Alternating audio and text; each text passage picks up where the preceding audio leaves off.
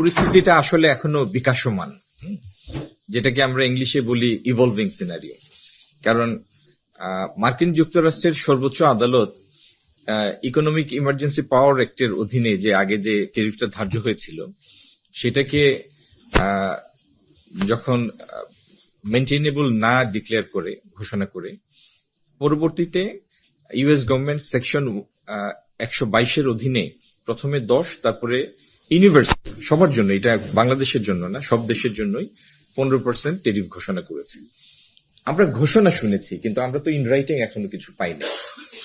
আর section 122 যেটা আইনি ব্যাখ্যা যেটা আছে, ধারা যেটা, সেটা হলো যে এটি সর্বোচ্চ 150 দিনের ভিতরে এটা তাদের ইউএস কংগ্রেস কর্তৃক রেটিফাই হতে হবে। তো আর বাদ বাকি তো টিভিতে, পেপার, পত্রিকা, ফেসবুকে আপনারা যে দেখছেন, আমরাও সেটা দেখছি।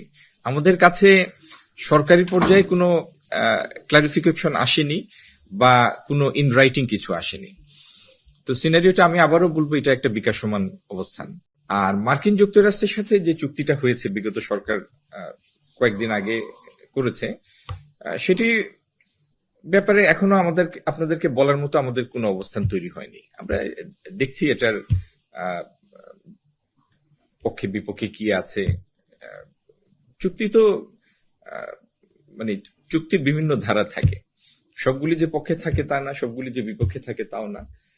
এটা দেখবো, তারপরে আমরা একটা আমাদের করণীয় ঠিক করবো। এটা চুক্তি হওয়ার পরে সেটা বলবৎ হওয়ার জন্য মাঝখানে বেশ কিছু প্রসেস থাকে।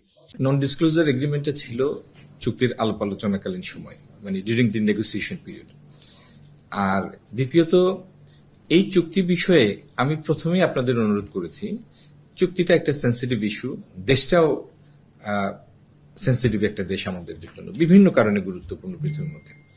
আপনাদের প্রতি আমার অনুরোধ থাকবে, এই বিকাশমান পরিস্থিতিতে যখন দি situation is very much evolving, আমার অনুরোধ আপনারা দয়া করে এই বিষয়ে মন্তব্যের জন্য জোরাজোরি করবেন না। আমরা সবাই এখানে দেশের দরদি মানুষ, সবাই আপনারা আমার সামনে যারা আছেন, আমরা একটু অবস্থান গ্রহণের ক্ষেত্রে, আমাদের মন্তব্যের ক্ষেত্রে এই বিষয়ে একটু সতর্ক থাকি।